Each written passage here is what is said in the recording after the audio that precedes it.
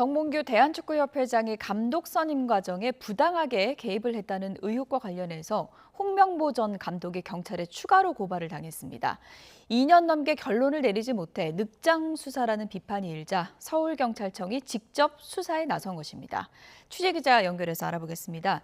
윤혜리 기자, 시민단체가 오늘 홍명보 전 감독을 추가로 고발할 예정이라고요?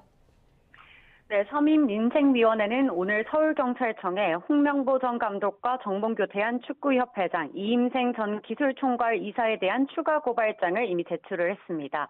고발장 제출에 앞서 기자회견에선 지난 2024년 정 회장과 이 전 이사가 축구협회 내부 반대에도 불구하고 규정을 무시한 채 홍 전 감독을 선임했다고 주장했습니다. 이 단체는 2년 전에도 업무방해와 업무상 배임 등 혐의로 정 회장과 이 전 이사를 고발했습니다. 당시 홍 전 감독은 고발 대상에서 빠졌는데 홍 전 감독이 이 과정에서 함께 모의했다고 보고 이번에 추가로 고발장을 제출했습니다. 시민단체는 또 경찰이 2년 넘게 수사 결론을 내리지 않고 있는 것은 직무유기라고 주장했습니다. 네, 제대로 수사가 안 되고 있다. 서울경찰청이 이런 비판이 나오니까 직접 수사에 나서기로 했는데 이렇게 되면서 수사에 탄력이 좀 붙겠죠? 네, 그렇습니다. 늑장 수사 비판을 서울경찰청이 직접 수사에 나서기로 했습니다. 애초 사건을 맡았던 서울 종로경찰서는 정 회장을 포함해 주요 피고발인 조사를 마쳤지만 2년 넘게 수사 결론을 내리지 못했습니다.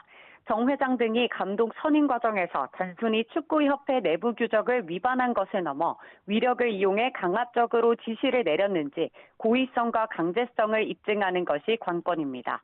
사건을 넘겨받은 서울청 금융범죄수사대는 기존 수사 기록을 검토해 이들이 내부 규정을 위반했는지 또 그 이유가 무엇인지를 중점적으로 따져볼 것으로 보입니다.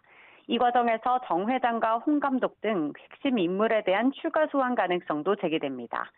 월드컵 성적 부진에 대한 홍 전 감독의 책임론이 이어지며 국민적 관심이 다시 커진 사안인 만큼 지지부진했던 수사에도 속도가 날 것으로 보입니다. 지금까지 사회부에서 YTN 윤혜리입니다.